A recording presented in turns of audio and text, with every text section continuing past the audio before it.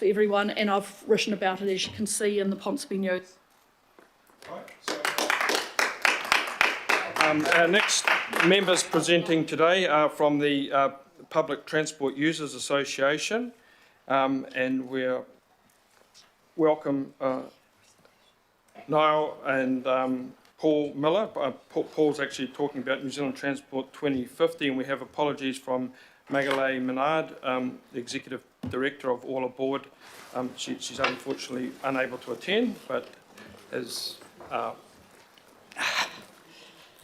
presenters will be covering what Magalay would have been talking about anyway, I'm sure. So, over to you, gentlemen. I'll leave you to do the introductions, and you've got roughly 5 minutes each. Okay, well, I'm Neil Robertson, Chair of the Public Transport Users Association. I just want to talk briefly about Te Huia, which has recently lost a little bit of funding from the government, and the prime reason for being here is to perhaps suggest that Auckland Council could perhaps contribute a little bit towards it. How do I move the slide? Sarah? Is it, yeah, That one? Yeah, that's it. Okay, this was put together by Magalay from All Aboard. I did have input into it, but these are the very, very quick benefits and of it to sell the train to you, of course. The low carbon, safe, comfortable, affordable. I think we all kind of know those advantages. And it's actually quite an important service. And for the TERP, which is the emissions reduction program, these are the areas that it actually does contribute to, and I think it's important that we actually take those into consideration when we're talking about this train, which is coming into the Auckland area. And so there's a couple of options that we've thought of, and one was perhaps do it on a pro rata basis. I think they've worked out that about 22% of the passengers are actually Aucklanders, but we could actually look at that on a day-by-day basis, and Waikato could do their part of the subsidy, and then Auckland could reimburse. The second option, I was sort of thinking that the Auckland Council could look at Waka Kotahi are doing 60% at the moment, but that will go down to 50% next year. And of course, Waikato region are doing a 40% at the moment. So we were sort of thinking perhaps that could be a 15-25 or a 10-30 cut. Just to, I'll let you people make up your mind on that one. I do think that we should actually contribute. And the reason for that is going to the bottom of this. This is an embryonic service. It's developing. It's going along a route that is growing rapidly. We've got communities in Ngarawahia, Takawata, Pokeno, Tuakau that are growing very, very quickly. And so they will be needing some form of really efficient public transport, and with the railway running through the middle of it, that's really what needs to be looked at for the future. In the southern half of the North Island, of course, they are looking at these new hybrid rail cars to be running Palmerston North to Wellington and up to the Wairarapa. And we really probably need to be considering that sort of deal for this area as well. It could also become an express service for Aucklanders as well. With the electrification going out to Pukekohe, we could make Pukekohe a big stop for it, and then run it as an express all the way through, using the third main as that is developed, and getting into Auckland at a fairly fast rate. So that's basically it. We're just sort of thinking about Auckland Council considering a bit of a subsidy for this. I think it's only about sort of something like about $600,000 to $900,000 a year, depending on which percentage you go for. Yeah. Hey, thank you, Neil. Okay. Paul, And Paul, yeah. sorry, Neil. Well, Paul will take over Yeah. from there. Yes, sorry, what do I need to push to? Don't know. Talk here. There we go. I wanted to talk about trains to QMU, which I think, here we go. Let's start very simplistically. We all know what the problem is. We've got a road, one lane in each direction. I know in the plans and with the change of government, they're talking about a bypass, which will obviously take time to build. It doesn't achieve modal shift. Doesn't really solve public transport. The problem is actually there, and the interesting thing from the problem, and I think it's really important for this group to understand, and where I think it's very, very poorly communicated by AT in the past. People that live in QMU don't work at Britomart in majority. So we've had multiple public meetings in QMU. So just think, if you're a young family, you're considering where you're going to move to. If you're considering QMU, it's usually because you work in an industrial zone in West Auckland, or you've got your kids going to West Auckland. That's what people in QMU and surrounding areas actually want and do, and the feedback that's been provided. We have huge local and cross-party political support for the use of this line, which is only used twice a day at best by KiwiRail for their freight service ultimately to Northport.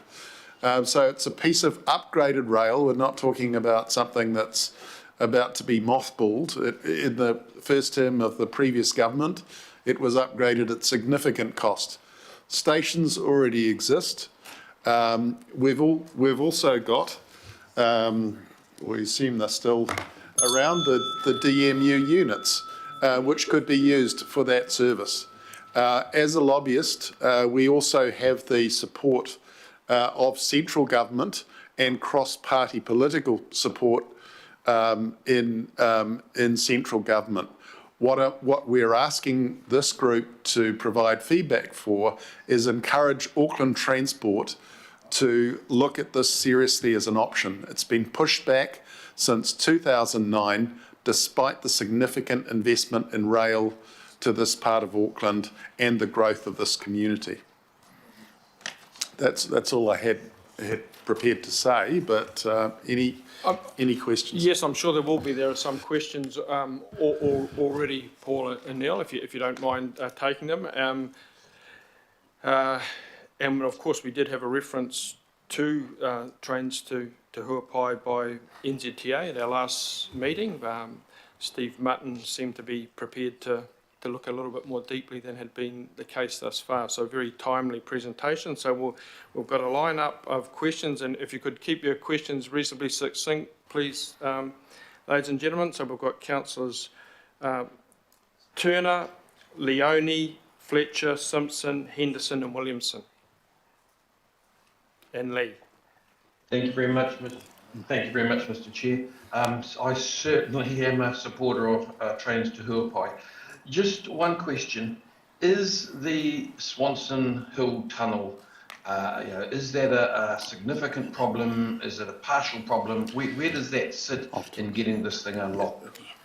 No, the problem, there's no real problem with the tunnel. I did a report for Minister Wood on this, and we had our engineers out at Glenbrook Railway actually work out the solutions to that. The problems were end egress, so we've found that we can engineer in a front door on either end, so that's not a problem. Also, the other problem is fire, and we've got fire suppression systems that we can use on these rail cars. And just to let you know, our fire suppression systems are used by KiwiRail, so our engineers are good. Okay, thank you, Neil. Thank you. Councillor Leone? Kia ora. I'm also a supporter of some of the stuff that you presented today, but I just wanted to ask in particular around including Pukekohe with Te Huia. So could you just talk to me a little bit more about that, like what additional resource would be required? And I mean, have you got any information on timeframes? Because we know that that line is down at the moment. Could you just talk me through that? Well, Pukekohe should be electrified and open in January next year. And when that happens, that means trains can stop at Pukekohe. So when the Te Huia gets there in the morning, it could be a very, very good commuter service for people from Pukekohe, which it was traditionally, and you know, in the days of the Silver Ferns. And yep. Just to add to that point, for residents of Pukekohe and the emerging stations to the south of Auckland, I think the council itself missed a great opportunity with central government in terms of responding to their transport plan. One of the items on their plan was the investment in the third and fourth main. I think Auckland Council should be saying at peak times that it wants to use that for express services for people in Pukekohe in those southern stations.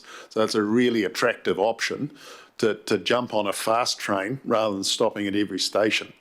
This is something that Auckland as a region doesn't have to pay for because it's already being funded under that central government model, but it's a great opportunity for those residents to have a timely service into central Auckland or key stations along the way. Yeah. Thank you. Councillor Fletcher?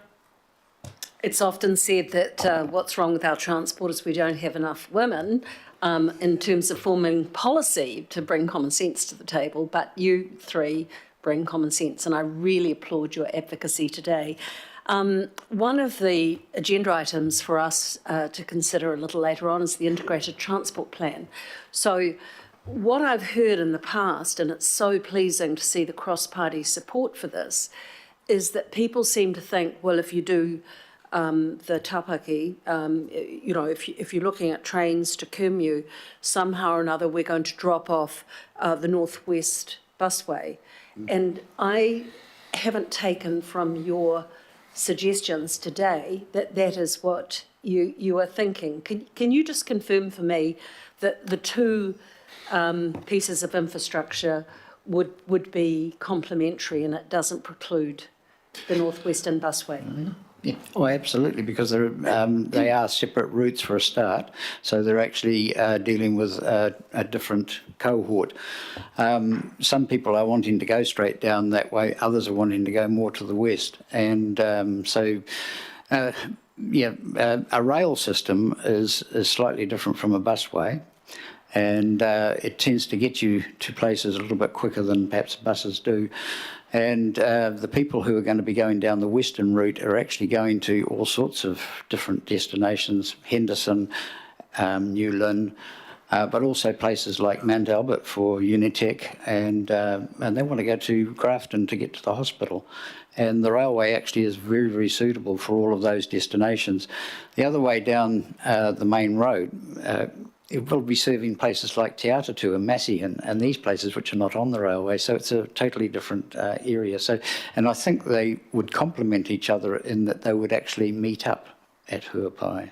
Thank you for clarifying that. My second question is, how would this proposed development accommodate proposals for taupaki with the growing population?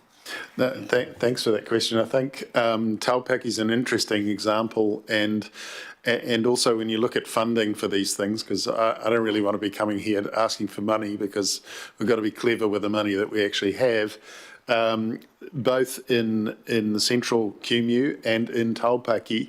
There is potentially interest from developers to help fund stations.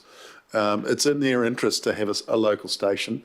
I've had locals contacting me that are involved with either in investing in the taupaki development or selling their land in that site. they know that unlocking the development around Taupaki that Fletcher's wants to do will be so much better achieved if there's a station in Taupaki. And luckily Taupaki sits nice and neatly between Waitakere and the existing QMU station. So we would suggest that as part of this plan and for smart funding on this plan, that you tie these things together. Can you confirm that there is a precedent for the private sector funding rail stations in Auckland? I understand that Sylvia Park is one. Are there others? Yes. Well, you could look at some of the work that's been done to co-fund some of the Drury and the southern stations. John, yep. So John's from an engineering company that's been involved with some of those things. So we needed someone to ground our numbers, and that's what John's in the group for. Councillor Henderson. Yeah, thank you. Look, I've flicked through some emails from officialdom to try and get some updated costings, but I was wondering if you had a view in terms of indication of the capital costs of bringing it up to code and ongoing OPEX. Do you have any information on that? Gosh, I should have actually... you have it? Yeah. Look. There's various figures. It really depends on how far you want to go early on, and the immediate response that we seem to get from KiwiRail in the past or AT is a default excuse for not doing this is the tunnel is old and it's a fire risk and all this kind of thing. This, of course, ignores all the other tunnels that we've got in Auckland, with the exception of the CRL, who are exactly the same. The tunnel itself can be completely removed if required, and we have costed the amount of money that would involve. That would allow the double tracking of that area. So you're looking at maybe 100 to 200 million for that. That would be something I'd be asking central government for, and certainly not in the first phase of the project. And proving this, we don't believe it's required. As Neil said before, on the fire suppression side, we could run the service without needing to do that. Yeah, and I think the $200 million actually is the electrification all the way through there, as well as daylighting the tunnel. And daylighting the tunnel would actually make it easier for the road through there too, if you were to go that far. But at this stage you don't, and what we're asking for is the trial, and that's what this would be. And so it's actually, I think we costed the whole thing out at about sort of $3 million or something to get everything up and running, the rail cars and everything built. So the thing is that we've got the stations, we've got the rail, and we've got the rail cars. It's just a matter of refurbishing the rail cars, and that they're fine inside. They just need to have the graffiti taken off the outside and prettied up, and then you can run them. Okay, thank you. Thanks, Chair. Just a little quick one, and this might be a little bit cheeky, but would your group see this as kind of an alternative to extra capital spending on roads through there?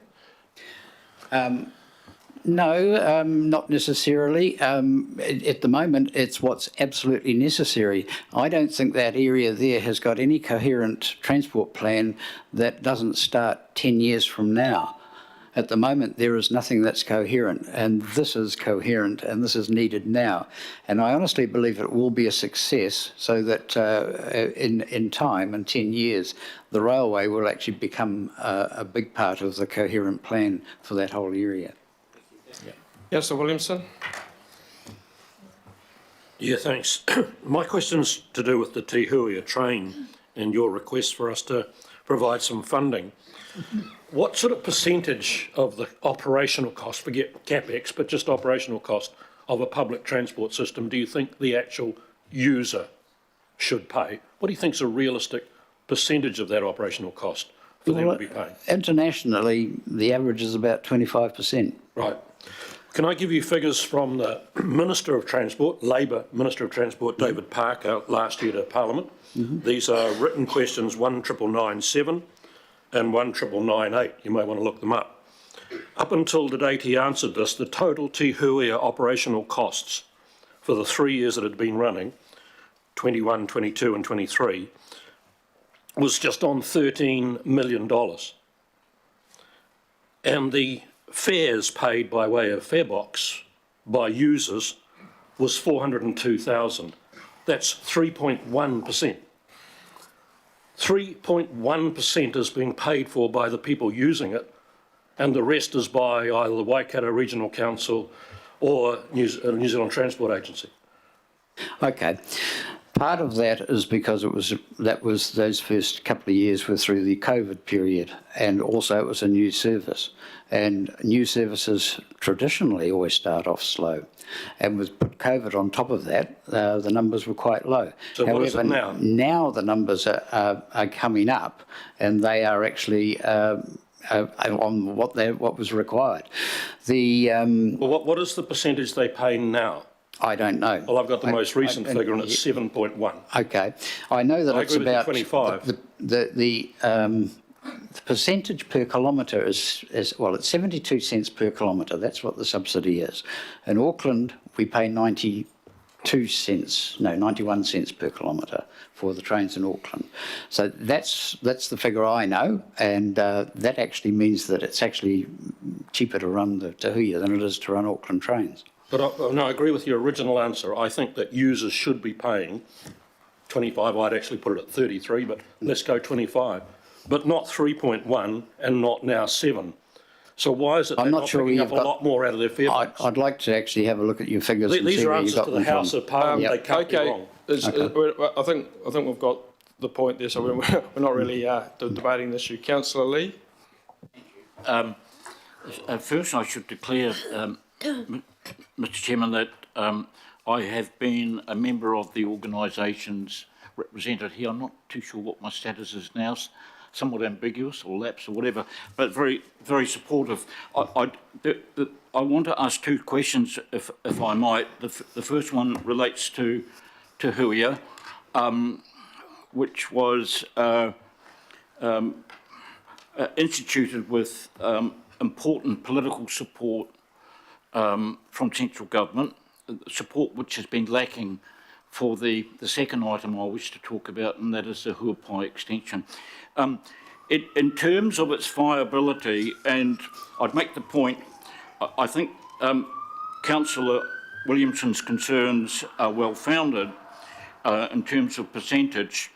I don't think we should assume that what the service provider is charging is completely competitive and comparable internationally. So we have to factor that in as well. It sounds a small percentage, but it may be, as has happened in the past, the provider is charging quite a lot. But anyway, my question is, in terms of making this service, important service, more viable, there seems to be two options, and I would like your comment.